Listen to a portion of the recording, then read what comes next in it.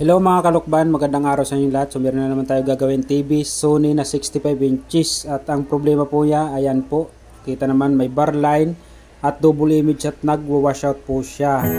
At ito na nga, at ibababa na natin yung TV. At parang mabuksan na natin itong TV na to.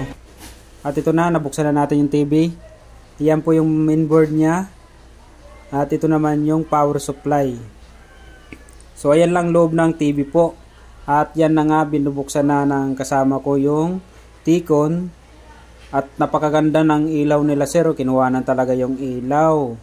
Ang ganda ng kisame nila sir. Sana ganyan yung bahay ko rin. Wow. Joke lang. So ayan na, ginagawa natin na yung TV. So ang gagawin ko po dyan mga kalukban ay cutting method. Yung TV na to. So yan po yung nagkakamera sa atin. Yung nagkukuha ng video ay yung kasama natin si KGR Biyahero Vlog. Ang channel po niya, pakisuportahan po ninyo mga kalukban ang kanyang channel. At ito na nga, gawa na yung TV na nire-repair natin. So wala po siyang dito wala kaninang picture washout. So ngayon meron na po.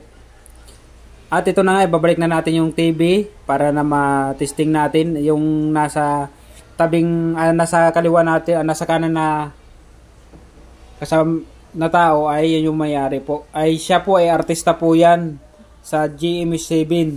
So isa singer po siya, si Sir. So dito po to sa Lipa City, Batangas.